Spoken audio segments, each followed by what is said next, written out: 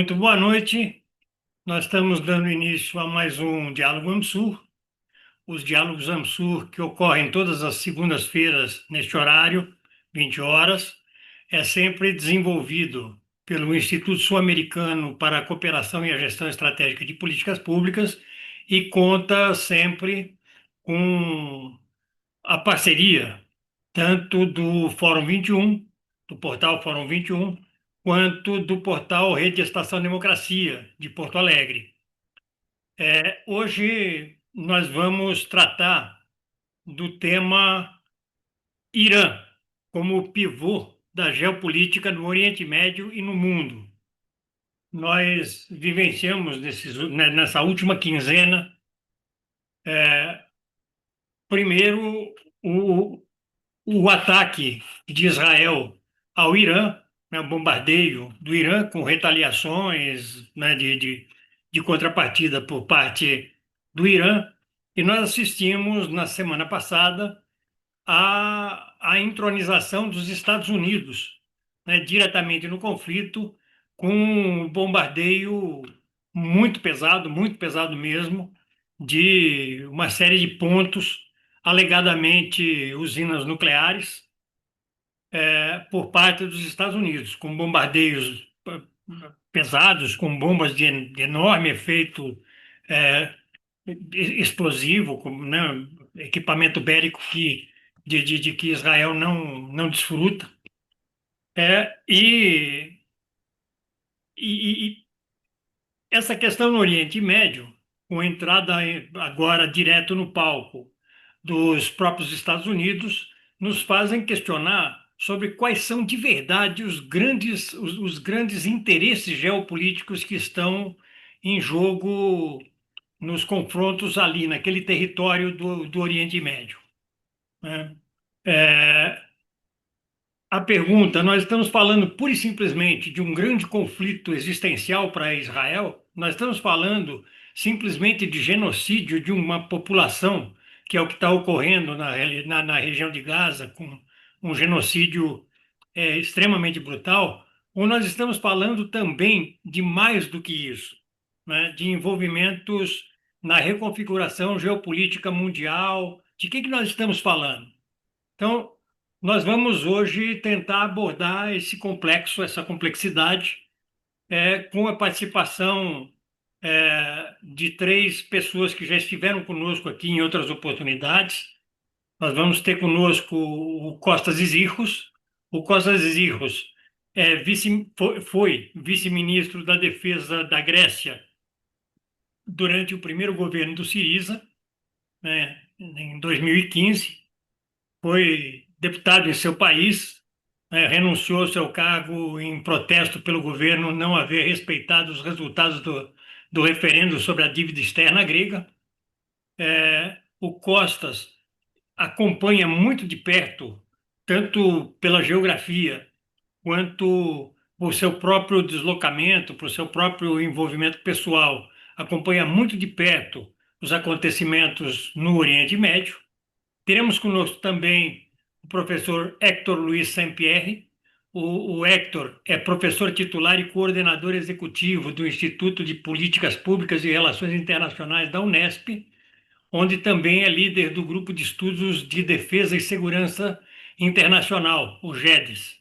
E teremos conosco também o Rodrigo Duval Ferreira, brasileiro radicado na China, é consultor. Ele está na China desde 2005 e se dedica à estruturação de investimentos e parcerias estratégicas entre a América Latina e a China. Eu vou, antes de passar para o nosso primeiro expositor, eu vou solicitar às pessoas que nos assistem pelo YouTube que se inscrevam em nosso canal Instituto AMSUR, que deem o seu like para amplificar a penetração do nosso canal e, tendo interesse em serem convidados ou convidados para próximas atividades e receberem as gravações, né, o link das gravações de nossas atividades, cliquem também no sininho. Já está conosco aqui o professor Vicente Trevas. Vicente Trevas é presidente do Instituto ANSUR, Então, eu gostaria de passar, primeiramente, a palavra para o Vicente Trevas para uma fala de boas-vindas aos nossos três representantes. Vicente, com você, por favor. Muito obrigado, Granado. Muito boa noite, aos nossos queridos convidados, Costas e Zicos, o professor Hector Sampierre e o meu caro amigo Rodrigo Duval Ferreira, né? E boa noite, aos nossos participantes, à nossa comunidade de reflexão estratégica, né? É, evidentemente que o nosso debate de hoje será editado e transmitido pelo YouTube, então, saudações àqueles e àquelas que irão aproveitar desse nosso diálogo em outro horário e outro momento, né? Caros expositores, né? Veja, nós somos, aqui é sempre uma introdução, um pequeno centro de pensamento estratégico, e, portanto, a nossa busca, a nossa preocupação é tentar ver além da conjuntura, né? Captar na conjuntura aquelas tendências que se projetam no tempo e que sinalizam possibilidades e cenários, né? Então, veja, nesse sentido, gostaríamos e somos muito contemplados de ter essa presença do Costa, do Hector e do Rodrigo, né? Que são não só analistas, é, mas são pensadores e atores, né? Do nosso objeto de reflexão de hoje, solicitar a eles que possam, a partir dos movimentos conjunturais, primeiro desvendar as estratégias dos atores, né, da contenda, né? E, evidentemente, sinalizando aqueles que são atores protagônicos, aqueles que são atores coadjuvantes e também não deixar de falar dos figurantes, né? Então, de toda maneira, seria muito importante que nós pudéssemos ter, da reflexão de vocês, a explicitação desses movimentos, né? E, evidentemente, que as estratégias que sinalizam um tempo maior, elas também expressam momentos conjunturais. Também seria muito importante porque nós estamos percebendo que o que está acontecendo nessa região está condensando grandes contradições do tempo presente, né? Então, são com essas considerações iniciais e agradecendo mais uma vez suas disponibilidades, que devolvo a condição dos trabalhos ao Granado e desejando um bom diálogo entre todos nós. Muito obrigado. Muito obrigado, Vicente. Eu vou, então, passar imediatamente para o Costas para fazer a fala inicial, a fala de abertura. Costas, com você, por favor. Bueno, muchas gracias por la invitación. Un placer estar con ustedes de vuelta con Rodrigo y con Héctor, mi compatriota.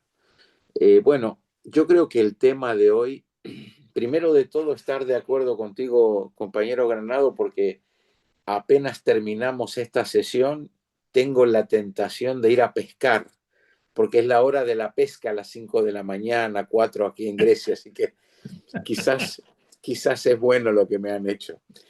De cualquier manera, creo que el tema de hoy es un tema complicado, porque no solamente es un tema geopolítico, cultural, histórico, económico, es un tema global. Por supuesto, es un momento de transición histórica para la Tierra, para el planeta y para la civilización. Desgraciadamente, la civilización parece que no va para adelante, pero va para atrás.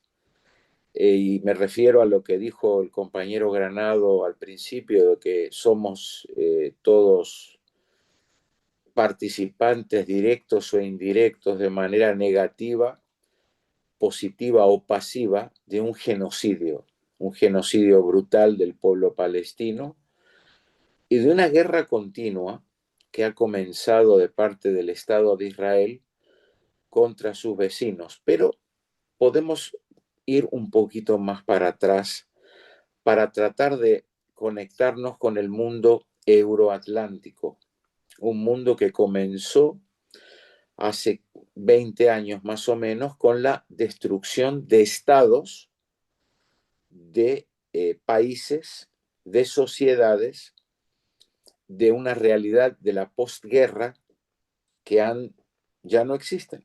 Me refiero a la primera destrucción del Estado de la ex Yugoslavia en el continente europeo por el bombardeo de la OTAN, que después siguió este proceso, a veces más lentamente, a veces más rápido, con la destrucción del Estado de Libia, con la destrucción del Estado de Sudán, con la destrucción del Estado de Irak, con la destrucción últimamente del Estado de Siria, que ya está en un proceso de desmantelarse en zonas de influencia de parte de Turquía en el norte, de parte de Israel del sur, con bases norteamericanas militares en Siria central y con la participación indirecta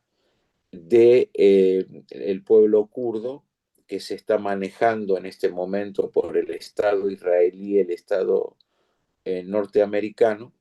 Tener en cuenta que el pueblo kurdo está disperso en 4 países en la región como minorías muy importantes.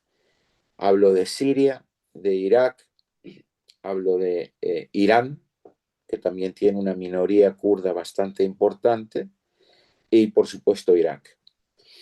Así que toda esta región, que ya no es turbulenta, pero está siendo manejada para poder crear estados débiles, inexistentes, estados destruidos en nivel social económico, y donde Israel, como dijo claramente el señor Merz, el nuevo líder alemán, Israel está cometiendo la guerra sucia representando a nuestros intereses.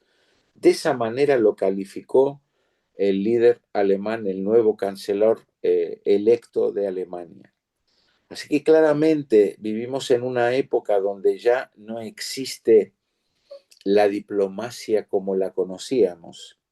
Se habla de una manera mucho más directa de parte del mundo capitalista, de los poderosos de este mundo, de los oligarcas. En medio de un genocidio, el presidente norteamericano Trump habla de la creación de una nueva riviera en la franja del pueblo palestino en la región de Gaza, de sus futuros planes de crear hoteles de 5, de 7 estrellas, casinos, etc. Así que no se esconde más detrás de la diplomacia o de la hipocresía lo que se pide directamente de parte de los poderes oligárquicos y de los grandes poderes capitalistas. Quiero hacer un salto a lo que se dijo hoy, que es muy importante. La guerra entre Israel e Irán no ha terminado, es una intermisión. Y lo dijo el señor Katz, el ministro del gobierno de Israel, que representa a una de las alas de la extrema derecha del gobierno israelí, el cual dice claramente, y voy a repetir las frases, las cuales hoy anunció las declaraciones del señor Katz. El término que usa es guerra entre guerras. Es lo que él trata de decir claramente, de que tenemos una intermisión entre la guerra bélica, entre la campaña bélica entre la República Islámica de Irán e Israel. ¿Y qué es lo que quiere decir? Dice, el Estado, la inteligencia israelí, la Mossad, como también el ejército israelí, deberán desarrollar capacidades que les permitan romper el equilibrio de disuasión que existe todavía de parte de Irán contra Israel, y eso quiere decir que tendremos que ser selectivos en las amenazas emergentes a la seguridad nacional de Israel. Eso quiere decir, y sigue diciendo, que se llevará una campaña similar ahora, en este momento, contra Hezbollah en Líbano, en la cual tendremos la liquidación continua de personal militar, cívico y político, tanto en Líbano, tanto como en Siria. Irán claramente habla de que no permitirá en su suelo de que pise ninguna delegación de la Organización Atómica Nuclear de parte de la ONU, porque cree que es parte del sistema bélico euroatlántico israelí. Seguramente tendremos más implementaciones mucho más duras contra Irán en esta intervención bélica, sanciones económicas, sanciones totales de parte de la Unión Europea, de Estados Unidos y de otros países que pertenecen al mundo euroatlántico. Termino con esta breve, digamos, palabra diciendo de que el mundo policéntrico, el mundo multipolar, yo prefiero mencionar al mundo policéntrico porque tenemos centros que se están creando en América Latina, en el sur, en África, en Asia, en el mundo árabe, etc. El mundo multipolar no me cae muy bien porque siempre se me suena como polar los polos del norte y del sur, que es más que todo una descripción geográfica y no geopolítica. Pero de cualquier manera, este mundo ya ha comenzado a entrar en nuestra vida y claramente el señor Trump usará como nuevo presidente de Estados Unidos el arma de las guerras económicas que tendrán muchos niveles de implementación, especialmente contra el país que él considera como el gran peligro para Estados Unidos y su hegemonía mundial, que es China. Yo creo que Rodrigo nos tendrá la oportunidad de mencionar muchas cosas sobre esto y especialmente darnos mucha información de cómo ve esta situación de parte de China. Y termino diciendo algo que tiene que ver con Europa, que son dos puntos para mí muy importantes los que tenemos que tener en cuenta. Europa está en un suicidio económico y político, en ese camino rápido de suicidio económico y político, por dos razones.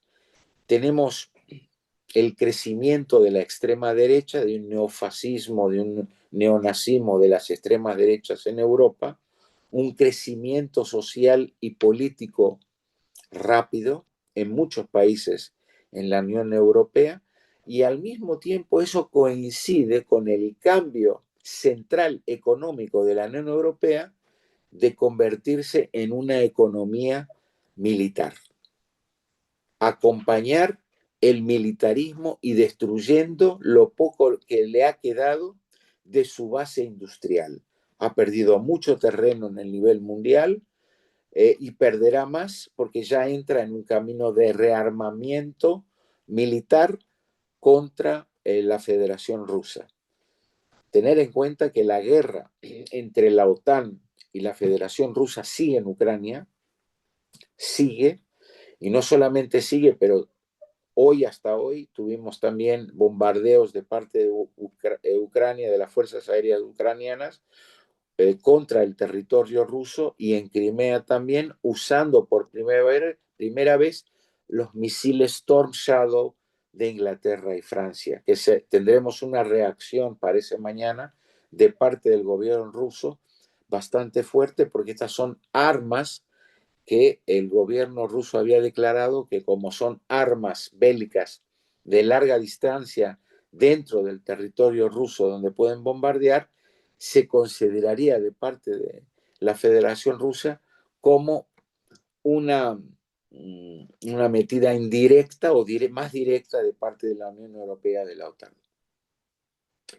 Tenemos el racismo que está creciendo contra los pueblos musulmanes, contra Rusia, todavía no tanto contra China, pero ya está comenzando poco a poco también en la Unión Europea una tendencia anti-China, más que todo sobre la cuestión económica, como dicen ellos, incursión china en el continente europeo.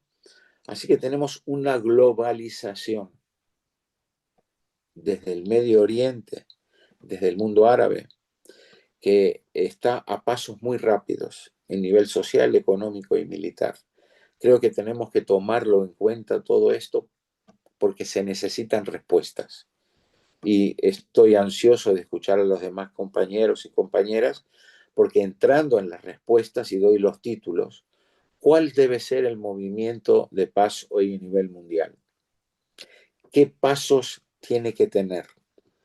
Por ejemplo, tuvimos hace pocos días la marcha hacia Gaza, donde más de 15.000 activistas de la paz trataron de acercarse al borde de Rafah en Gaza, claro que fue impedido por el gobierno egipcio, pero se está preparando de vuelta todavía por mar y por tierra otros lanzamientos de iniciativa de paz para poder brindar ayuda nutricional de medicamentos a un pueblo que está condenado a ser aniquilado por un genocidio.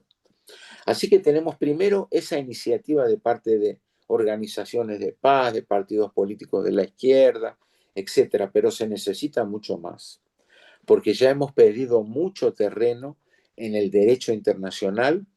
Tenemos la marginalización de la ONU totalmente y de otras agencias internacionales. Aquí, así es que se necesita de parte de estados y de pueblos de cubrir ese vacío que existe en el orden internacional legal para poder avanzar y contraatacar eh, estos planes bélicos de una aceleración de guerras periféricas y un momento muy peligroso para la humanidad. Es uno de los momentos más peligrosos que hemos vivido después de la Segunda Guerra Mundial. Esas iniciativas tienen que ser otro capítulo para nosotros de cómo conversar entre América Latina, Europa, África, Norteamérica también, porque vemos movimientos muy interesantes en Norteamérica que están comenzando y están avanzando contra el trumpismo, porque tenemos la globalización de la extrema derecha, pero tenemos que también tener la globalización de las izquierdas, la globalización de los movimientos de paz, la globalización contra el imperialismo y los planes de su guerra. Termino con esos títulos porque creo que eso será muy interesante de escuchar de las demás compañeras y compañeros. Muchas gracias por aguantarme. Muchas gracias. Muito obrigado, Costas. É sempre uma enorme honra ouvi-lo. Você é um grande conhecedor e um grande analista dessa situação. Agradeço muito. Eu passo então agora imediatamente para o professor Hector Luiz Sampierre. Hector, com você, por favor. Muito bem, eu em primeiro lugar agradeço o convite e a possibilidade de estar ao lado de tão magníficos companheiros para discutir um tema tão relevante e poder colaborar em alguma medida com tudo isso. Eu acho que há uma deteriorização do hegemônio internacional e me parece que Trump, como um bom realista, percebeu tanto essa decadência do hegemón, cuánto da dificultad de hacer una guerra en este momento. Aquí hay un cruce de temporalidades estratégicas. Por un lado, Estados Unidos, que sabe que precisa hacer una guerra, como estableció no documento da defesa, o relatorio final do conjunto da defesa de republicanos y demócratas, donde definen a inexorabilidad de una futura guerra, es decir, los imperios pueden decaer por muerte, más a veces se resisten. Aparentemente, él quiere resistir en función de que la propia economía norteamericana está fundamentada en la industria bélica, con un diseño industrial y tecnológico tal vez atrasado con relación al resto del mundo. Y por eso, eles acham que en este momento no tiene condición de enfrentar una guerra mundial, que sería una guerra mundial, porque los enemigos son claramente, y están mencionados en ese documento, es decir, Rusia, China, Corea del Norte e Irán. Y no es casual, esos países son estratégicamente colocados de manera geográfica y también pelo crecimiento científico, tecnológico, cultural y diplomático de China en este momento no resto del mundo. Entonces, Trump, a idea dele inicial, eu acho que era um discurso certo o dele, não era apenas uma retórica de pacificar o mundo. Não pacificar porque ele seja um pacifista, pacificar porque ele precisa se preparar para a guerra que vendrá. Si a guerra es inexorable, preciso me preparar para esa guerra. Ellos formulan 3 condiciones, es decir, una reforma del complejo industrial militar que ya está acontecendo. Elon Musk é uma parte dessa reformulação do diseño do complexo industrial militar. Outra é diplomática, es decir, una reforma del alineamiento diplomático en el mundo, es decir, procurando fortificar, fortalecer las alianzas y inserir dentro de las alianzas los adversarios para ir disolviendo la posibilidad de apoyo de eso. Olha, las abstenciones, las sanciones contra Rusia son muy significativas desde el punto de las relaciones internacionales. Hay una grande parte de la humanidad que no votó a favor de las sanciones. Es decir, se absteve. Y abstenerse en este momento es muy significativo desde el punto de vista político internacional. Bueno, entonces, ¿cuál es la diferencia? Que en aquel documento hablan que solo tenían condiciones de estar prontos para 26 o 27, 2026, 2027. Mas esa temporalidad para Israel no quedaba bien. Israel tenía que aprovechar esa oportunidad temporal, de temporalidad estratégica, o de cronoestratégica, como diría Virilio, para operar. No es casual que o walkie-talkie, o Space que preparó, demoró casi 18 meses. Olha, los 18 meses que demoraron en colocar los drones en Rusia, los 18 meses que se demoraron en crear una fábrica de drones en Irán, o 7 de octubre parece atefabricado, o 7 de octubre de 2023. Mas o cierto es que Israel precisaba primero cortar o exército de terra do Irán. Irán es central, no central tanto, también geográficamente es bastante central, porque aparte que, digamos, vincula el este con Asia Central, y Asia Central es relevante tanto para Rusia cuanto para a China. Es decir, si es central esa región, es central o último bastión, esa centralidad político-estratégica do Irán en ese punto do continente. Ahí, vai sobre Palestina, eu non vou falar do que significa ese crimen da humanidade contra los palestinos y el silencio minioso de la sociedad internacional contra ese crimen. Ese silencio va a ser a pedra en la moral de esa sociedad internacional por el resto de los tiempos. Es un holocausto que no apenas a sociedad internacional, sino los medios de comunicación corporativos encobren. Como si todo hubiese comenzado aquel 17 de octubre. Aquel 17 de octubre es apenas una parte de un proceso de colonización que tiene más de 70 años. Más do mismo modo que se pinta a invasión de Rusia en Ucrania o en febrero de 22. Como si no hubiese un antecedente, una guerra civil en Ucrania, como si no hubiese una provocación permanente de la OTAN sobre Rusia arrastrando sus fuerzas hasta la frontera. Tentaron en Georgia, lembremos que Stalin era georgiano.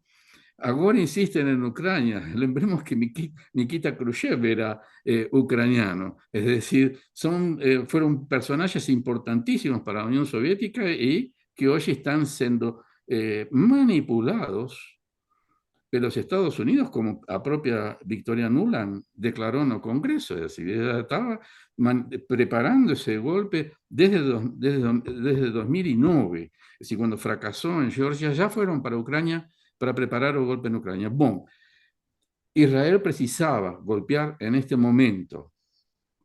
Y ahí percibió, él trabajó, y digamos, desde el punto de vista estratégico, trabajó muy bien, es decir, atacó o Hamas, atacó o Hezbollah, tenía preparado aquel space, creó una sensación de desconfianza con relación al celular, de manera tal que llevó a las lideranzas de Hezbollah a usar page que compraron justamente la fábrica do Mossad, que fue, si no me equivoco, en Rumania o algún lugar así, que prepararon esos page para entregar no Líbano. Bueno, todo ese preparo es para disminuir la capacidad de terra que tiene Irán sobre Israel, tanto Hezbollah cuanto o Hamas, como pinzas, digamos, para es una parte da disuasión de Irán, es decir, el armamento y todo eso. Israel aprovechó esa situación, decapitó, yo acho un termo horroroso, un termo técnico, mas é horroroso, a condução militar do Hezbollah, de parte da condução também militar e científico-tecnológica do Irán, con infiltración ya con esos drones, con asesinatos selectivos para disminuir la capacidad de respuesta iraní, y ahí comenzó, o propios ataques de drones también fueron, no apenas, digamos, de manera criminal sobre cabezas políticos militares de Irán, más también en los lanzadores de misiles. A tecnología, o desenvolvimiento tecnológico misilístico iraní también es un diseño para ser estudiado con tranquilidad, porque es un diseño bastante autónomo que se desenvolvió encima del cerco provocado por los Estados Unidos. Más llegó a un dominio de hipersonía, por lo menos eso es la información que yo tengo, que es información básicamente jornalística, en fin, de misiles hipersónicos que Estados Unidos ainda no ha conseguido dominar.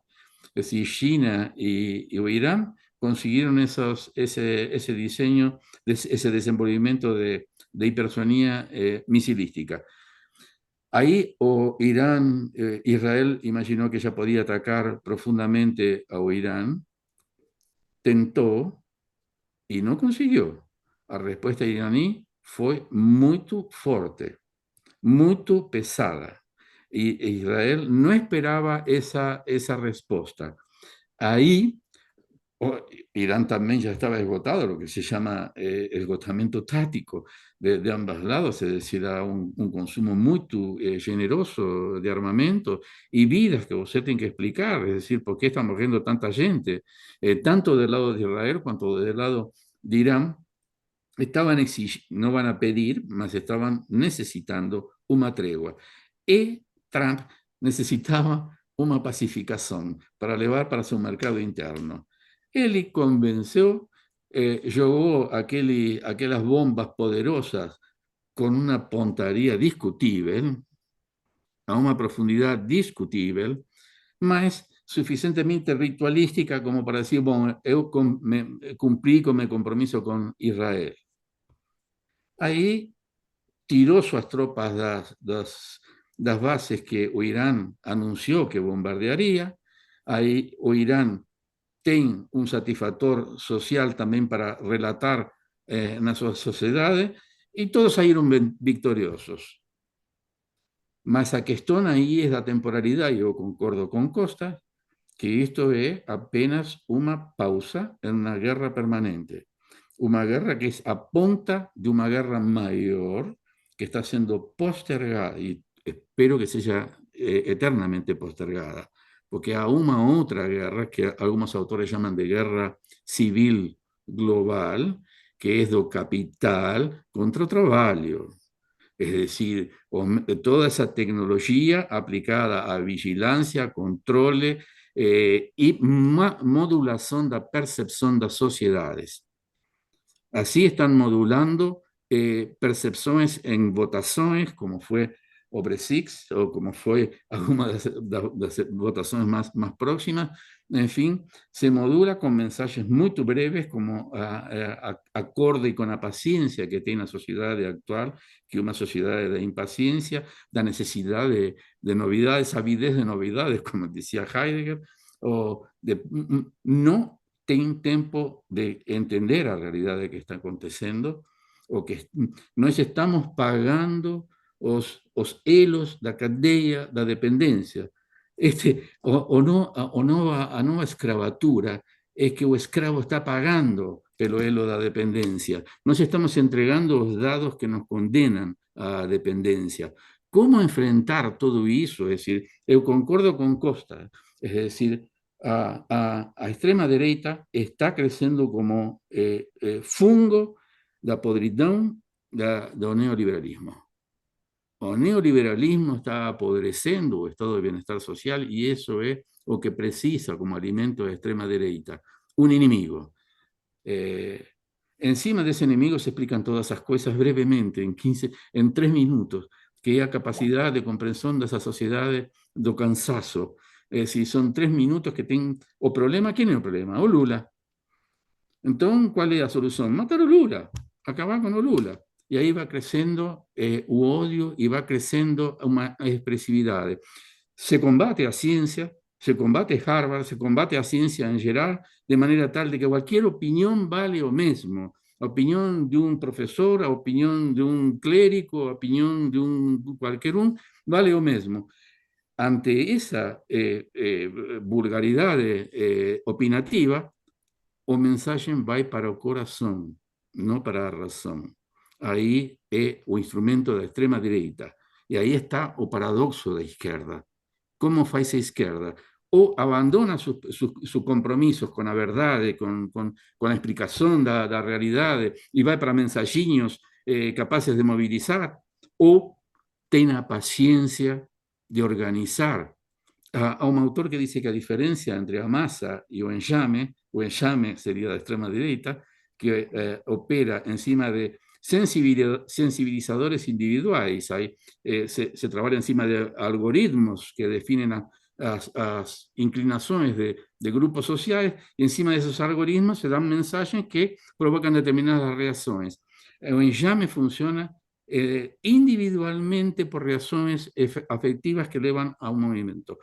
A masa ya tiene alma. Y além da masa está o movimiento que estaba apuntando Costas. O movimiento es una masa con estrategia. Lo que está faltando es decidir esa estrategia que convoque a todas aquellas pequeñas guerras de subjetividades, racismo, islamofobia, todas esas cosas en una única dirección, que es contra o enemigo. ¿Cuál es o enemigo? Aquel capital, aquella lógica de acumulación de capital que nos está sometiendo. ¿Cómo organizar esa estrategia? Eu não sei, eu acho que a própria massa, o próprio movimento, não todos necessariamente têm que ter a mesma bandeira política, mas sim a mesma orientação. Definir o objetivo para ir em cima. Eu acho que é assim, mais ou menos lo que eu poderia dizer. Esta guerra não acabou en Medio Oriente, continuará. Israel continúa con algunas organizaciones no gubernamentales que van a dar alimento y que están organizando o genocidio. Son organizaciones no gubernamentales norteamericanas que están llevando alimento, que lo único que permite Israel es a fome como estrategia genocida, o empleo da fome como instrumento genocida, ante o silencio minioso de la sociedad internacional. Es decir, Europa parabenizó a Estados Unidos por bombardear Irán. Fueron 2 crímenes. Primero, una agresión internacional a la soberanía de Irán. Segundo, otro crimen que es bombardear una usina nuclear. Eso es un crimen específico, definido internacionalmente. Dos crímenes. Israel cometió un crimen, varios crímenes, que están pasando impunes, como dice o alemán, o chanceler alemán, están haciendo o trabajo suyo por Europa. Una Europa que perdió moral, perdió el ritmo de historia, perdió su propia capacidad de pensar, tan lobotomizados, no sé si pelo plano Marshall o por qué, mas quien está decidiendo ya no son más los europeos. Uno antes pensaba en Europa, que es la cuna de la cultura, de la política. Hoy uno piensa en Europa como aquella bella profesora de historia de arte, esas cosas, porque ya no hay nada de Europa. Y ainda van para un 5% de orçamento para la defensa, un 5% con lo cual ellos no podrán vencer a Rusia, ni se defender de Rusia, mas van a conseguir empobrecer más a Europa y van a dar más alimento para el crecimiento de extrema derecha. Ese es el proyecto. Porque eles no tienen primero porque no tienen un diseño industrial propio. Digo, un diseño industrial propio como para contrarrestar o desenvolvimiento industrial chinés y ruso. No va a ser en 2 años, ni en 5 años, ni en 10 años que van a conseguir equilibrar tecnológicamente esas potencias. Porque en esos 5 años, aquellas potencias van a desenvolver en máxime que les están en guerra. Entonces, el diseño del complejo industrial ruso está basado en los intereses de un conflicto, está basado en la guerra. Ellos preparan armas para el campo de batalla y no para el enriquecimiento de las empresas del lobby militar, industrial, político dos Estados Unidos. ¿Qué va a hacer Europa con el 5%? Comprar más armamento de los Estados Unidos. Es decir, aumentar su dependencia estratégica. Y el tiempo dirá, es decir, tal vez Taiwán no precisa ser invadida, posiblemente Taiwán caiga tranquilamente en los brazos de China. China tiene paciencia para esperar que le caiga en los brazos. O Kuomintang, paradoxalmente, o Kuomintang, o Partido Kuomintang, es favorable a la reunificación. Y no falta mucho para que o Kuomintang llegue al poder en Taiwán. Entonces, a guerra puede se avecinar, mas vai dar un tempo como para que a sociedade política do campo popular se organice para fazer esos movimentos de paz que o Costas está chamando. Eu acho que tal vez não consigamos resolver o problema da dependencia, digamos, do conflito fundamental, mas tal vez possamos paralisar as guerras e evitar mais mortes. 2 minutos de negociaciones son 2 minutos que no tienen guerra, son 2 minutos que no tienen muerte. Entonces, cualquier trabajo político para detener a guerra, procurar a paz, será muy bienvenido por esta humanidad. Era básicamente eso que quiero refutar a los colegas. Muito obrigado mesmo. Eu acho que a gente tá com uma conversa bastante forte, bastante importante aqui. Eu passo então agora imediatamente para o Rodrigo. Olá, boa noite a todos. Bom dia aqui. Excelente as falas dos dois e absolutamente de acordo de que estamos num período de pausa aí de um conflito maior. Muito boa a análise e obrigado. É uma honra enorme falar aí junto a pessoas tão, tão importantes em seus lugares de fala.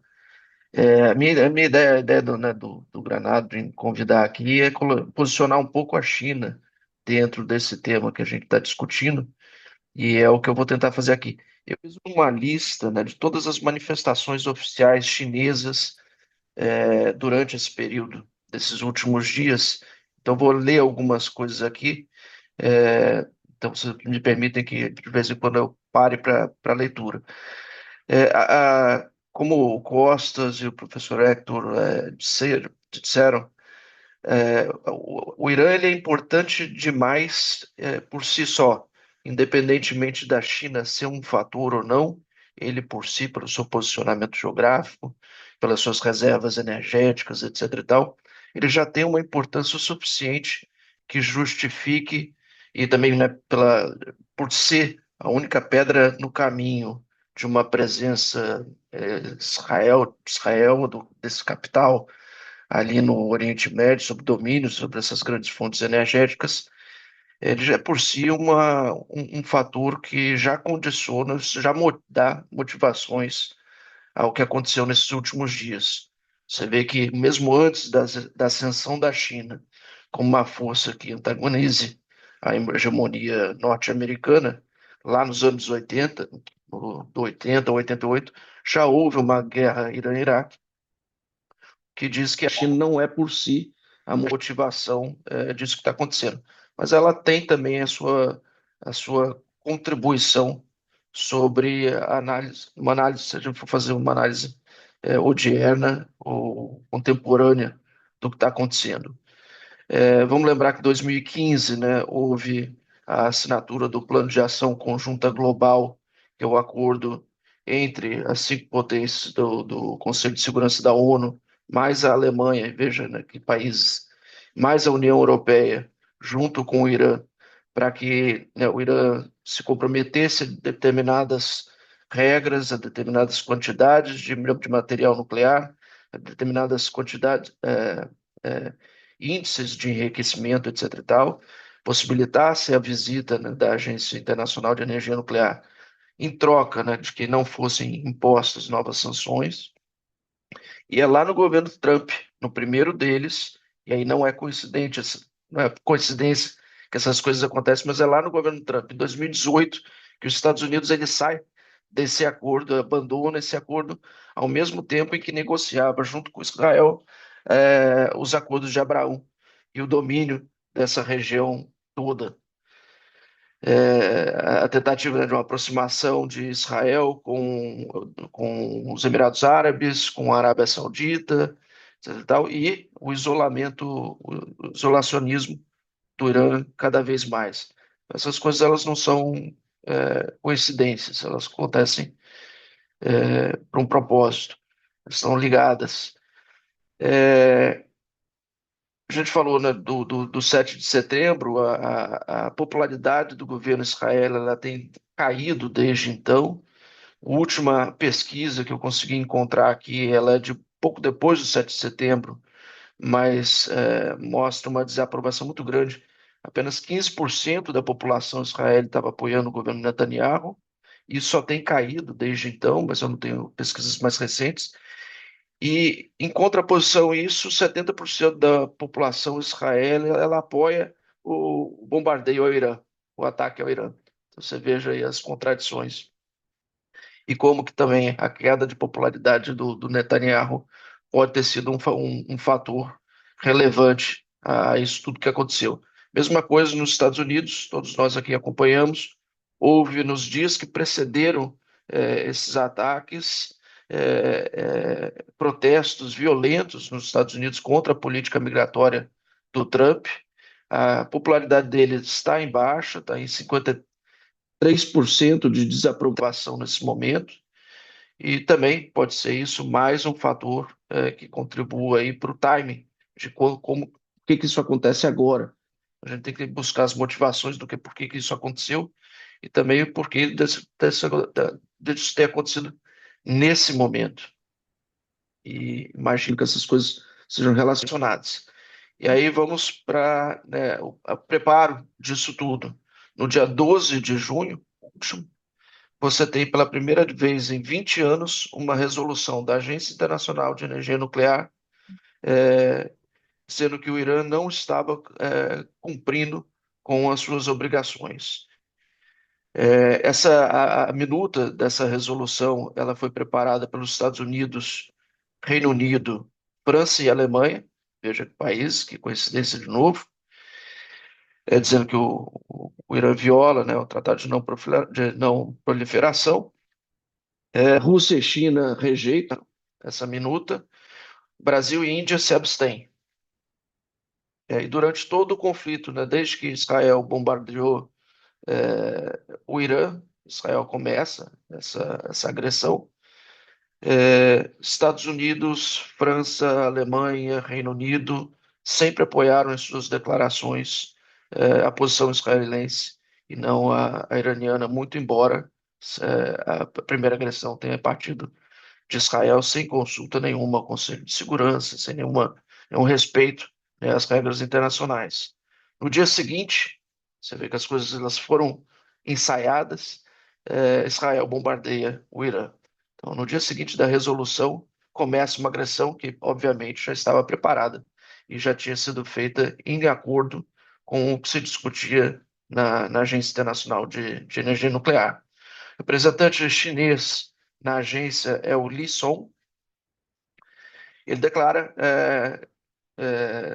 vou ler aqui para vocês, por 20 anos a questão foi resolvida de forma política e diplomática, e que se algo mudou foi a saída dos Estados Unidos do acordo nuclear iraniano durante esses 20 anos.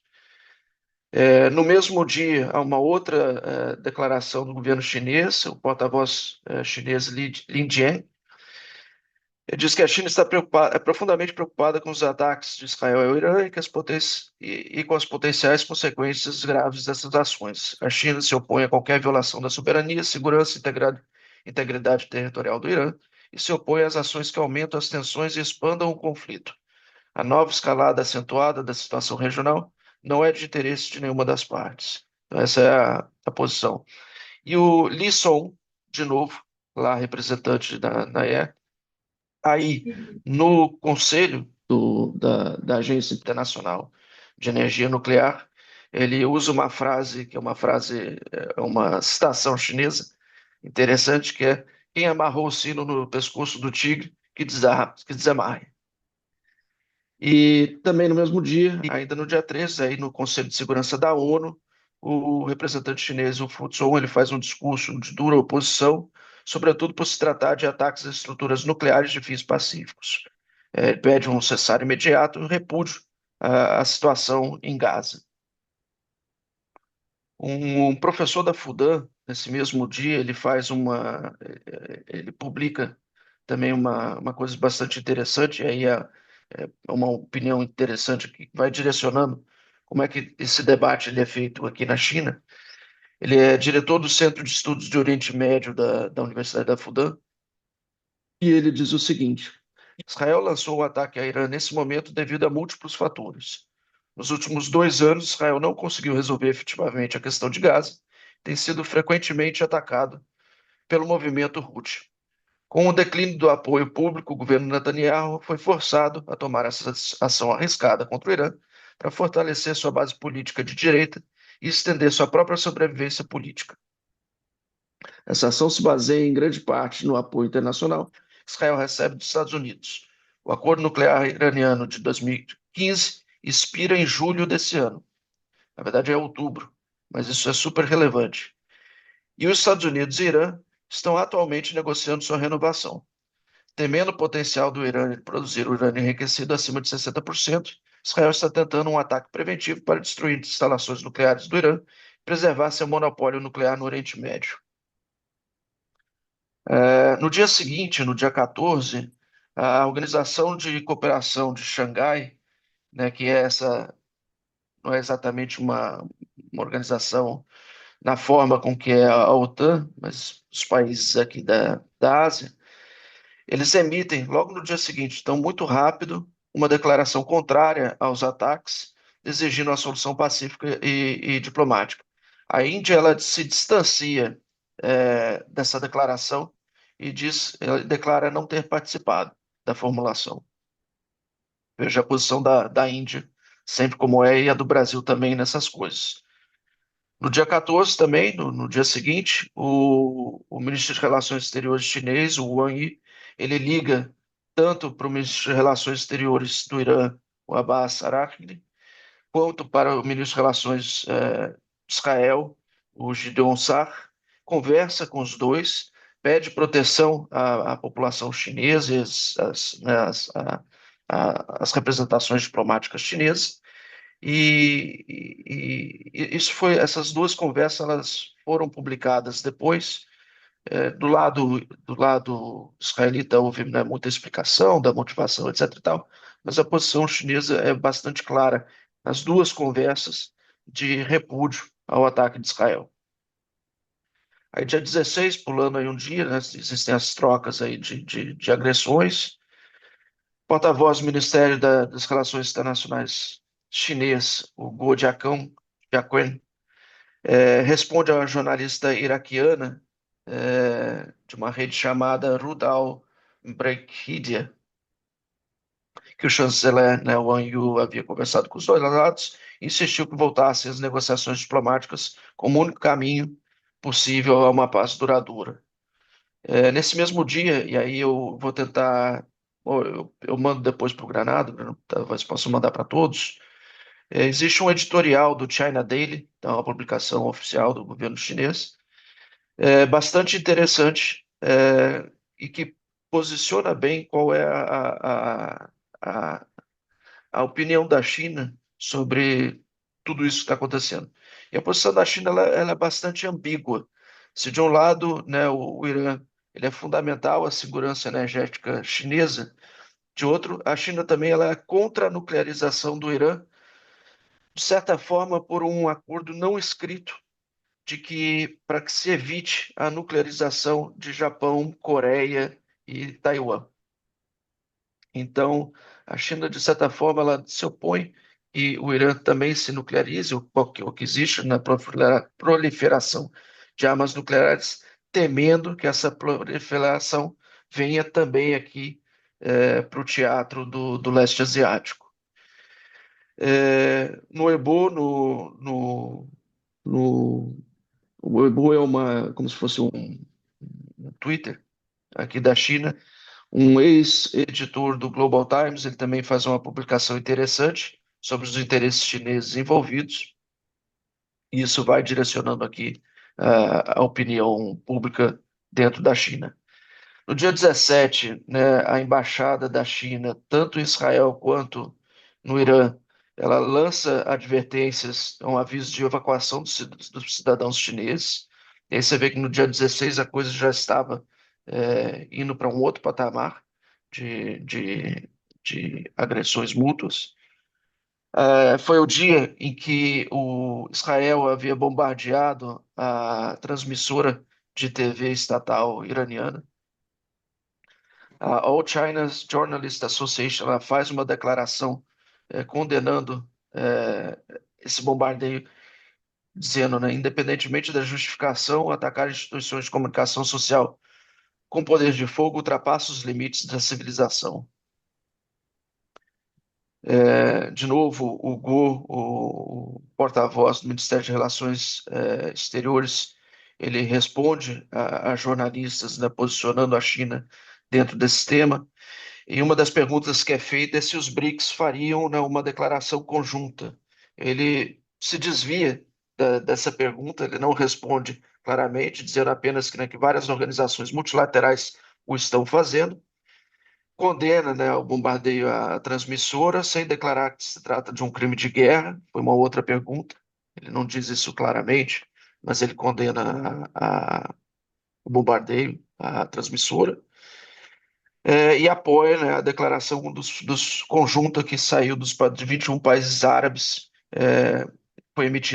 havia sido emitida no dia anterior. No dia 19, a partir do dia 19, né, os ataques iranianos eles passam de uma estratégia mais de quantidade para uma qualidade, eles passam a acertar alvos de uma maneira mais cirúrgica. Isso muda um pouco ali o conflito, foi o que eu acho que onde o Hector disse que né, eles não esperavam que a reação iraniana fosse nesse nível. Ali foi o dia que eles começaram a bombardear o prédio, instalações do Mossad. Houve um bombardeio próximo a um hospital, e aí, obviamente, o Ocidente transformou aquilo num bombardeio ao hospital, sendo que não foi um bombardeio ao hospital, foi um alvo militar próximo a instalações civis, o que por si viola todas as regras do jogo. E é interessante ver isso, né, em contraste com o que o Israel faz em Gaza, absolutamente destruindo todas as instalações civis e acusando, né, o Hamas de fazer o que eles fazem em Tel Aviv, de posicionar alvos nucleares em meio à sociedade civil. No dia 20, logo no dia seguinte, né, de novo o representante chinês do Conselho de Segurança, na reunião de emergência do Conselho de Segurança, ele é bastante claro sobre quem começou o conflito, e aí eu vou citá-lo aqui. As ações de Israel violam o direito internacional e as normas das relações internacionais, colocam em risco a soberania e a segurança do Irã, minam a paz e a estabilidade regionais. A China condena isso inequivocadamente, disse ele. As partes em conflito, Israel em particular, devem cessar fogo o mais rápido possível para evitar que a situação se agrave e qualquer disseminação dos combates. E aí ele fala, sem citar expressamente, sobre o envolvimento norte-americano. Comunidade internacional, especialmente os principais países com influência especial sobre as partes em conflito, deveria envidar esforços para acalmar a situação em vez de fazer o contrário. Isso no Conselho de Segurança. No dia 22, logo após, né, o ataque norte-americano de novo, sem absolutamente consulta nenhuma ao Conselho de Segurança, há instalações que, a princípio, são civis, são instalações nucleares iranianas. Nesse dia, de novo, o porta-voz do Ministério de Relações Exteriores, ele faz uma nova conferência de imprensa, e é a primeira vez onde a China ela expressa preocupação com o possível fechamento do Estreito de Hormuz. É fundamental, né, a segurança energética chinesa. E nesse dia, no dia 22, ou seja, o negócio começou lá no dia 13, na verdade no dia 12, se você contar a resolução da Agência Internacional de Energia Nuclear, é só quase 10 dias depois, no dia 22, é que o nosso Itamaraty, ele lança a nota de imprensa número 261, ou seja, uma nossa contumaz lentidão e alinhamento à narrativa, né, israelense e americana. O Itamaraty se pronuncia, né, condenando a situação como um todo, mostrando profunda preocupação, e incluindo na sua nota, inclusive, né, críticas mencionando, né, hospitais nessa nota, ou seja, criticando o Irã vítima disso tudo. A gente não consegue lançar uma nota sem colocar ali dentro uma narrativa ocidental, americana ou israelense. No dia 23, o Irã ele lança, né, o ataque à base de Al-Udeid no Catar, americana no Catar. O professor Hector também já mencionou sobre isso. E o Xi Jinping ele nesse dia há um cancelamento não oficial à ida dele no Brasil para os BRICS, para a reunião dos BRICS, no dia 6 de julho próximo. Isso acontece no dia seguinte a esse bombardeio. Aliás, no mesmo dia em que o Irã bombardeia a base americana. No dia 24, aí, só por uma curiosidade, né, da posição brasileira, a Comissão de Relações Exteriores e Defesa da Câmara dos Deputados critica a nota do Itamaraty, dizendo que ela está pró-Irã demais, que Israel tem o direito de defesa. E aí você acontece no dia 24, né, os últimos ataques recíprocos, e aí sim, no dia 24, ou seja, com uma lentidão enorme, sai uma nota conjunta dos BRICS condenando mais semelhante à posição chinesa do que a posição da nota do Itamaraty, e condenando, né, tudo o que aconteceu, mas deixando de citar hospitais, pelo menos. No dia 26, a gente tem o acordo de cessar-fogo, e também aí você vê interessante, né? No dia 26 tem o acordo de cessar-fogo, e nesse mesmo dia o ministro da Defesa do Irã ele já estava aqui em Pequim para uma reunião de emergência da Organização de Cooperação de Xangai. Dessa reunião, ela se encerra sem um comunicado conjunto, por falta de consenso, por conta da Índia. Desde 2020, a Índia não participava das reuniões presenciais da Organização de Cooperação de Xangai, quando aconteceu, né, uma troca aí de agressões na fronteira entre a Índia e a China. E aí, né, só colocando tudo isso dentro de um panorama sobre as motivações, no dia 18 de outubro vai acabar, é o término do prazo daquele acordo que foi assinado lá em 2015. Isso tem muito a ver com o que está acontecendo nesse exato momento. É, em concluindo tudo isso, a posição da China ela é bastante pragmática. Eu vou citar a frase de uma das pessoas aqui com quem eu conversei sobre o assunto, que é uma pessoa bastante séria aqui sobre isso. Para a China, né, não há amigos permanentes, há interesses permanentes. O Irã é essencial à segurança energética chinesa e isso direciona o apoio. Também o respeito à soberania do qual a China também é vítima. Um apoio maior militar dependeria de uma análise sobre a situação concreta. Tudo indica, em conversas por aqui, a China ganha mais deixando os Estados Unidos entrarem em uma outra confusão do que se envolvendo. E aí eu cito de novo aí o professor Hector dizendo, ó, a China ela tem a paciência de esperar e quanto mais ela espera e deixa o caldo entornar do outro lado, mais ela se prepara para que as coisas automaticamente aconteçam a seu favor. Em um plano muito amplo, né? A gente pode falar que é um ataque ao BRI, é um ataque né, é um choque de civilizações, etc. e tal, e é verdade. Mas se for isso, né, a gente vai ter que falar da época que o povo lá do Gossas atacou os persas muito antes. Enfim, se a gente for fazer uma análise geopolítica sobre esse momento, sobre o que está acontecendo nesse momento, aí a gente tem que reduzir isso a coisas mais concretas, como, por exemplo, né, o fim do término do prazo aí do acordo com o Irã. Ou seja, o término de validade desse prazo, a possibilidade, né, de países lançarem novas sanções contra o Irã e reduzir o seu poderio junto, né, com isso casado com o interesse de se atacar a China indiretamente, colocando em risco a sua segurança energética, esses me parecem que são as principais motivações do que aconteceu. Outras razões incluem, né, a queda de popularidade dos Estados Unidos e Israel, o isolacionismo externo e os protestos, né, que vêm acontecendo nesses dois lugares. Mas, enfim, principalmente é inviabilizar um novo acordo.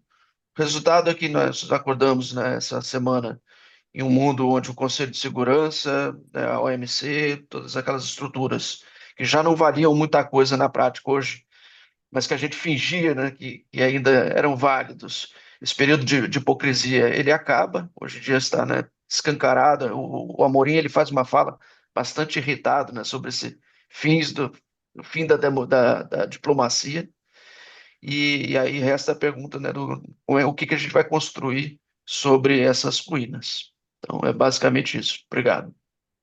Eu agradeço muitíssimo ao Rodrigo, agradeço ao Hector, agradeço também ao Costas. Eu vou rapidamente abrir para rápidas intervenções, perguntas. Eu queria, rapidamente, enquanto as pessoas se inscrevem, levantar eu próprio um pequeno questionamento que diz respeito a como é que vocês veem o, o, o jogo geopolítico envolvido nas tomadas de decisão, né, que levam. Porque é fácil de perceber os interesses de Israel. Né, é mais fácil de perceber os interesses de Israel e os interesses de Netanyahu. Né? Mas é, é, esse arco que se formou envolvendo os Estados Unidos com Trump, envolvendo a União Europeia, numa certa sincronia relacionada aos movimentos do Oriente Médio, também da Ucrânia, mas particularmente do Oriente Médio, como que essa sincronia se pode explicar do ponto de vista dos interesses geopolíticos em jogo, né? Ou seja, o que está por trás, o que é mais profundo, né, nesse jogo de interesses geopolíticos? Está escrito Vicente Trevas. Vicente, com você, por favor. Então, primeiro, eu queria destacar e pedir até um pouco mais de reflexão, né, a colocação do professor Hector, né, sobre as temporalidades estratégicas, né? Eu acho que isso aqui é uma abordagem muito esclarecedora, pode ser de grande valia, né? Então,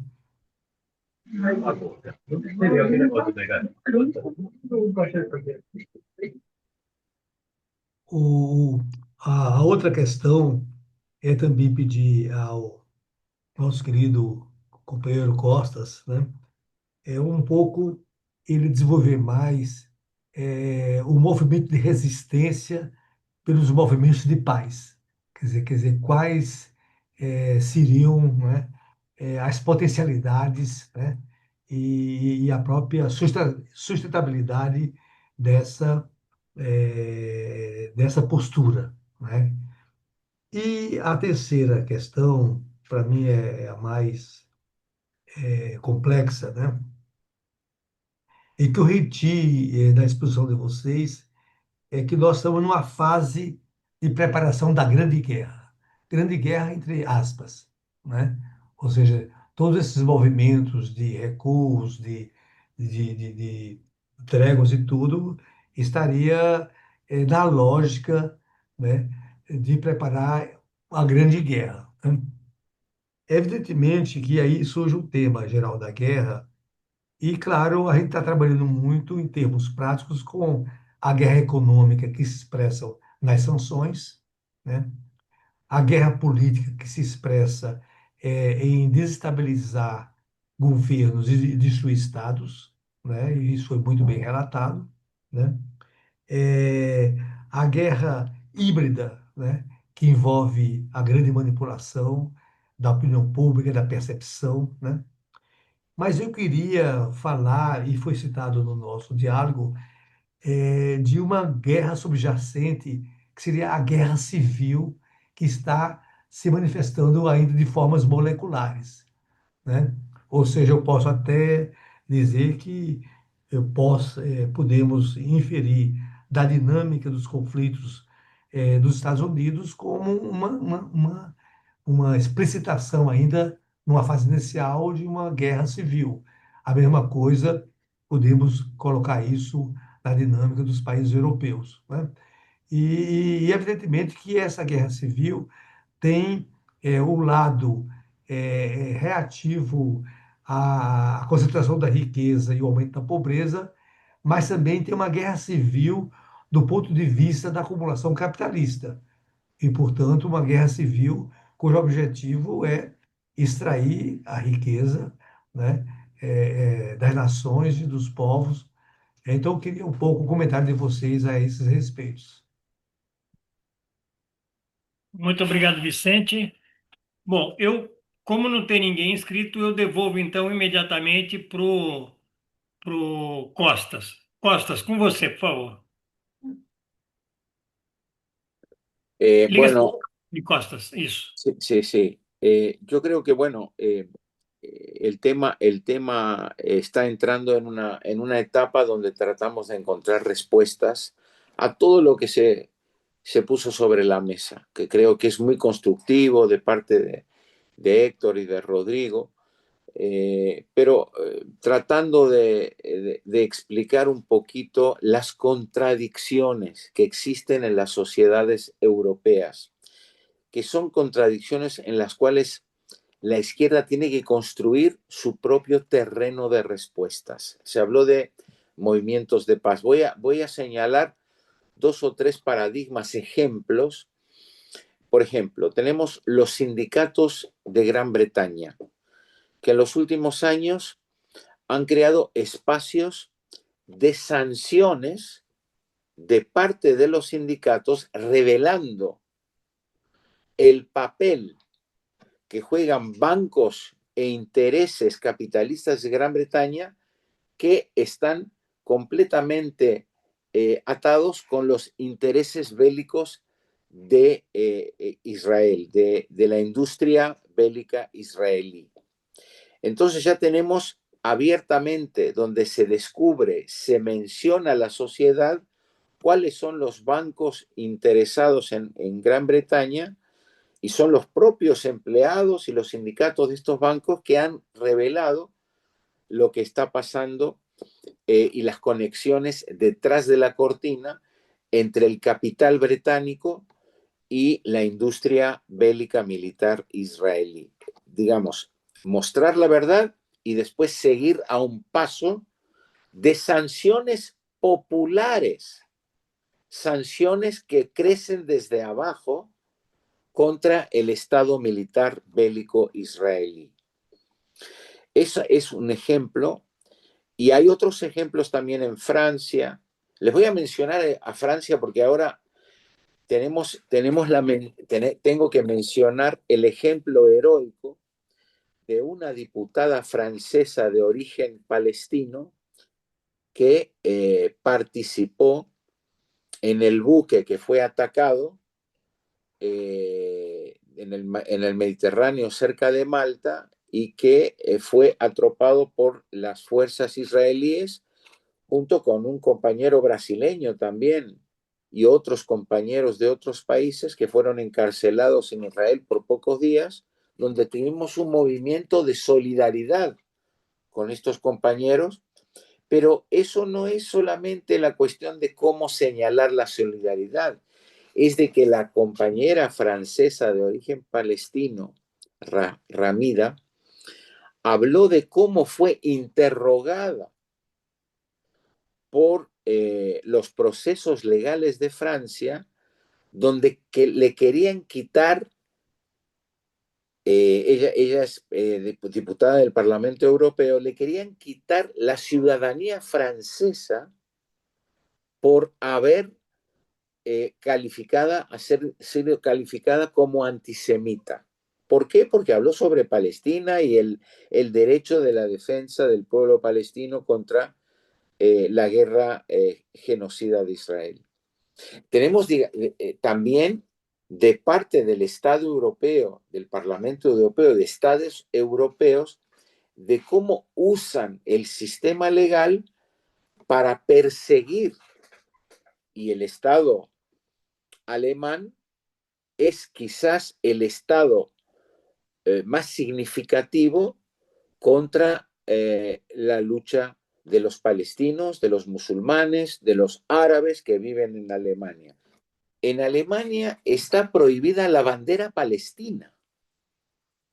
No puede existir una marcha de paz o una marcha antiimperialista, una marcha antisionista con la presencia de banderas palestinas. Por la ley. ¿Por qué? Porque se considera como un símbolo antisemita. Llegamos a la locura total. Un país que está reconocido como país no permanente, pero dentro de la ONU, con una misión diplomática y con una diáspora de millones y millones de palestinos en Europa y en el resto del mundo y en el mundo árabe también, palestinos en Brasil, libaneses en Brasil, palestino-libaneses. ¿A qué punto va a llegar Europa? ¿Va a llegar al punto de declararlos oficialmente como pueblos de segunda o tercera categoría, como existió en Alemania nazi o en el mundo fascista de Mussolini en Italia?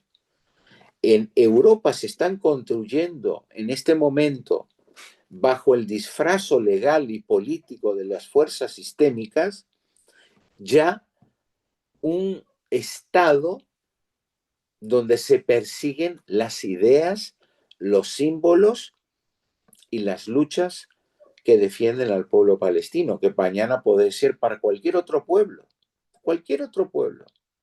Así que no solamente tenemos el crecimiento de la extrema derecha, como dijo muy bien Héctor, como mencionó, no tenemos solamente el rearmamento de las armas, la destrucción de la industria y de la clase trabajadora europea, el nuevo crecimiento de una pobreza multidimensional. Ya no es una pobreza tradicional, donde los pobres no tienen la capacidad de comprar. Tenemos pobreza energética, pobreza cultural, pobreza política, y todas estas pobrezas están bajo de un régimen capitalista neoliberal duro, trampista, con diferentes especies de trampismo en Europa, en Portugal, en España con el Vox, en Portugal con el Chega, en Grecia con la solución griega, en Italia con Meloni, en Alemania con el AfD, en Finlandia con los verdaderos finlandeses. Todo el sentido común del crecimiento de esta extrema derecha y de un neofascismo, neonazismo disfrazado, es de que ya están comenzando a construir un Estado marginal, que ya no está marginalizado,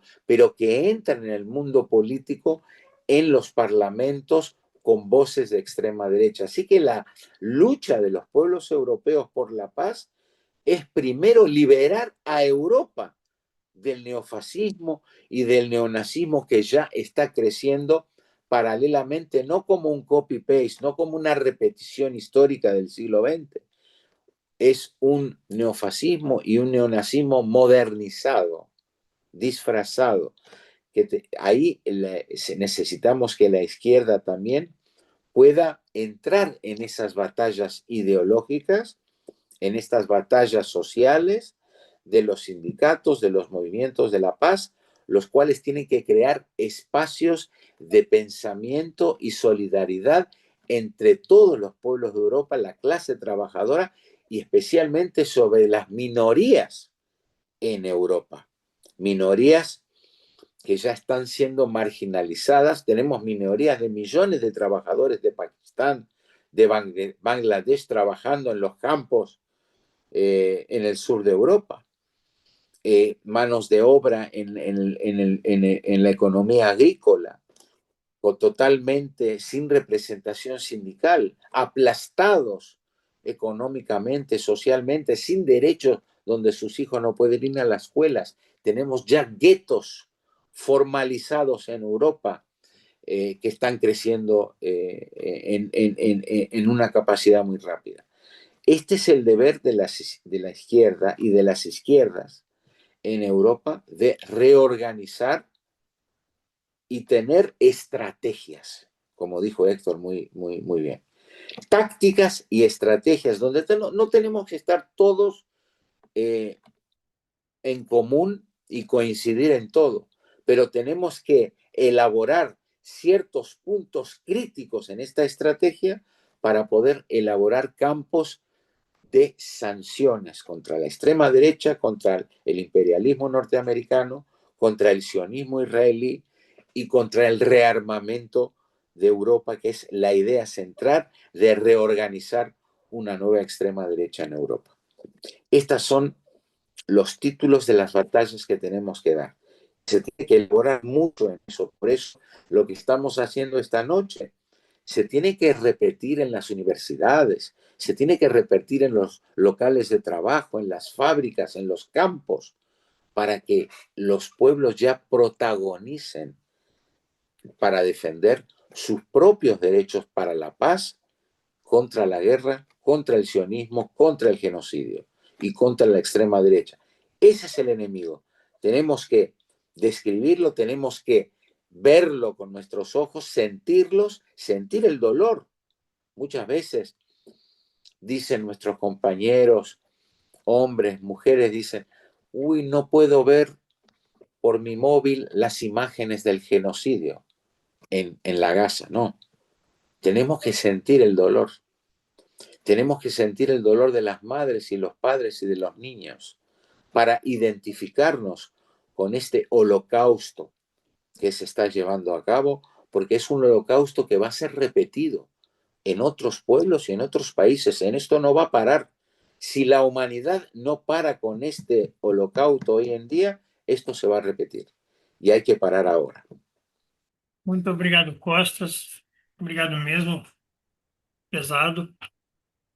Passo então agora imediatamente para o Hector. Hector, com você, por favor.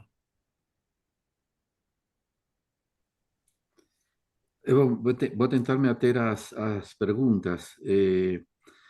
Primero a colocación de Vicente sobre las temporalidades estratégicas. Ah, es decir, a estrategia se formula en el imaginario del futuro, en realidad, en un tiempo ainda inexistente. Mas es ahí donde se explica la teoría de acción, porque la acción se formula en un imaginario de futuro, necesariamente. En ese imaginario de futuro se definen los tiempos en los cuales cada acción debe ser realizada. La formulación estratégica, es decir, la estrategia tiene dos elementos, el análisis y la formulación. En la formulación estratégica se planea el futuro. Aristóteles diría como un geómetra, o como un geómetra. Él no va a decir un geómetra griego porque él era griego, mas hoy diríamos como una geometría euclidiana, es decir, se piensa o resultado dado una recta y un punto, trazar a paralela. Bueno, nos partimos de la paralela y vamos viendo las condiciones de posibilidades para llegar a aquel trazado donde o punto final da análisis coincide con el primer punto da ação. Y el último punto da ação, teóricamente, va a coincidir con el primer punto da análisis. Entonces, hay un tiempo para cada cosa. Hay un fundamento en todo esto que es, digamos, a filosofía norteamericana que no admite ninguna otra potencia que pueda hacer sombra, ni disputar las reglas que rigen el mundo. Es decir, o que a imprensa corporativa fala como un mundo ordenado, es ordenado por reglas, y las reglas son dictadas pelo vencedor, diferentemente de las leyes que son anteriores a la propia conflictividad y regulan la conflictividad. Las leyes son teóricamente iguales para todo el mundo, las reglas no, las reglas son contingenciadas, son casuísticas, son definidas para cada cosa y es o vencedor, autotitulado vencedor de la Guerra Fría, porque no hubo ningún vencedor, porque no hubo realmente una guerra, mas él se atribuye esa victoria y definir a normatividades do mundo. Ellos no admiten otra, mas esas potencias están emergiendo. Es el policentrismo, como dice Costas, está emergiendo y está disputando ese mundo de reglas.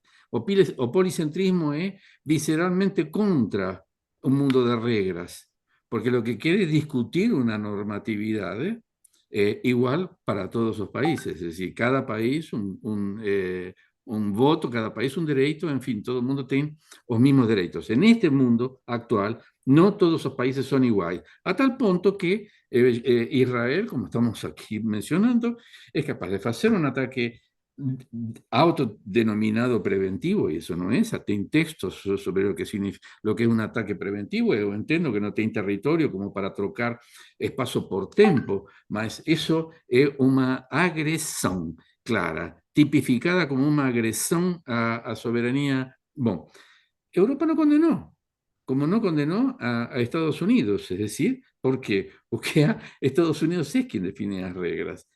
Y a un promotor de la conflictividad, que es Israel, en ese medio ambiente, tal vez con un proyecto de la gran Israel para llegar hasta ahí a complicar más ese espacio geopolítico. Mas Israel precisaba en este momento acurtar a temporalidad estratégica antes de que Estados Unidos se retirase ainda más del escenario bélico. Ainda Israel podía comprometer a Estados Unidos en ese proyecto. Entonces, la temporalidad de Israel era diferente de la temporalidad de Estados Unidos, que está pensando en que aquel hipolicentrismo, como dice Costas, puede afectar a su destino manifiesto. Entonces, tiene que se preparar justamente para enfrentar a ese surgimiento y colocar a todos nuevamente dentro de las reglas que él pretende dictar para un mundo.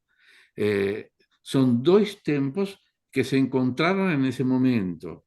Ahí fue un resultado, digamos, a pesar de ser deplorable, excelente en el sentido de que todos los tres cantaron victoria y Trump voltó a Estados Unidos con a pacificación en Medio Oriente, con ese título. Y la Grande Guerra está definida justamente por ese principio, es decir, a no admitir ningún otro que pueda discutir las reglas que va a definir o hegemón. Esa es la Grande Guerra para la cual se están preparando. Y que Rusia se está preparando desde 2003, aquel discurso de Putin en Múnich, en el Consejo de Seguridad, donde él vio que Rusia nunca entraría en la Unión Europea y que Rusia sería, digamos, significada como la principal amenaza europea. Es decir, se comienza a crear ese discurso de amenaza rusa sobre Europa y Rusia comienza a se preparar para hacer el papel de amenaza que está diseñando ese papel Europa. Europa diseña el papel de Rusia como amenaza y a Rusia asume ese papel y comienza a se preparar para una guerra. No a guerra de Ucrania, eu distingo duas guerras. A guerra da Ucrania, que é aquela operación relámpago, que acaba con 187 centros de comando y control más inteligencia ucranianos y llega con una columna de tanques a Kiev. Ahí o Zelensky va a negociar, no Zelensky más Ucrania va a negociar, prácticamente los mismos principios que ya tenían sido definidos con la presencia de Margaret, Angela Merkel y el primer ministro francés de aquella época, el presidente francés, o más primero Biden y después Johnson convencen a Zelensky de continuar una guerra. Ahí ya hay otra guerra, una segunda guerra, una guerra de Rusia contra Europa, contra la OTAN.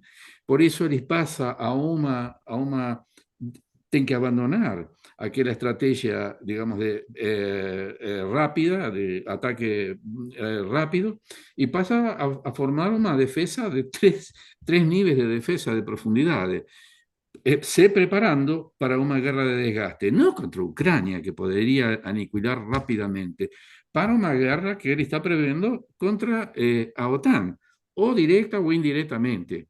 China, de la misma forma, es decir, fueron constituyendo los propios discursos de la OTAN, ya colocan a Rusia como amenaza y a China como grande desafío.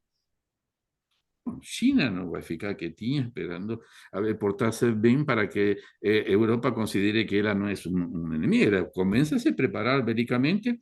Los últimos discursos de Xi Jinping para el comando militar es prepárense para todas esas guerras. Todas esas guerras. No es solo Taiwán. Prepárense para todas esas guerras. Y los chinos se están preparando para todas esas guerras. Es decir, tecnológicamente ya tienen prácticamente o dominio marítimo, la armada más importante, los aviones, ficó claro ahí, digamos, en la escaramuza entre India y Pakistán, los aviones que son los Jota Days, que ni siquiera son la última generación de aviones chineses, batieron los aviones indianos. Eso, los diseños industriales están observando esas cuestiones. Porque una cosa es mostrar o F-35 en un desfile militar, otra cosa es mostrarlo en un campo de batalla. Por eso no querían colocar los Abrams en Ucrania, porque acontecería lo que aconteció. Fueron aniquilados. Esa guerra, por otro lado, uno puede explicar así estratégicamente. ¿Mas cómo explico? El año pasado murieron 145.000 personas en guerra. Entre tanto, murieron 4.700.000 personas de fome. ¿Cómo explico eso? ¿Cómo explico eso? Tengo los cuantificadores de aquella ciencia política cuantitativa que definen una guerra con más de 1.000 muertos. Bueno, eso sería, aquí en Brasil teníamos varias guerras, una guerra en asfalto, una guerra en Morro, una guerra en Sampaio, en fin, varias guerras. mas 4.700.000 pessoas morrer de fome é a forma mais indigna de morrer. Essa morte lenta, desumana. Y vamos a decir que no tienen culpables. Se están gastando, cada uno de esos meses son 2 millones de dólares. 2 millones de dólares. Que son trillones de dólares que se están gastando en armamento. Y vamos a decir que las personas se mueren de fome porque no quieren comer. Eso no es más que explicar. Eso es una de las facetas de esa guerra molecular. La guerra molecular en realidad se refiere más a, digamos, a los ataques tecnológicos individuales, al sometimiento del individuo a se transformar en su propio enemigo.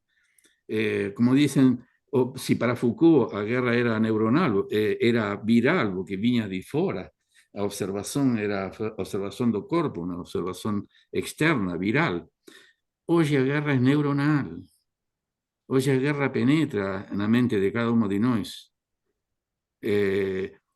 Por eso están llegando bullying, o estrés y a óbito, al suicidio, por esa guerra.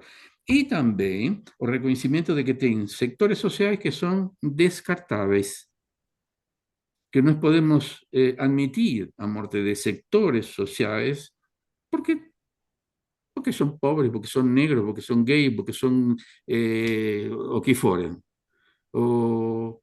Esa es una guerra, la que yo digo que esa guerra, no yo digo, en realidad son algunos otros autores, como Lazarato, por ejemplo, Walies, en fin, mas es una guerra que tiene que ser librada. Lo que me llamó la atención positivamente fue la descripción de Costas de ese grupo de sindicalista inglés. ¿Por qué? Porque en esta relación de trabajo y capital, o trabajo no decide o destino do producto. O producto no pertenece ao trabalho.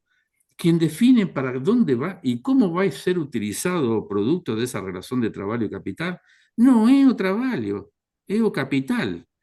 Esa situación que estaba comentando Costas es justamente la reversión de esa cuestión. ¿Sí? ¿Dónde está levando o producto de mi trabajo?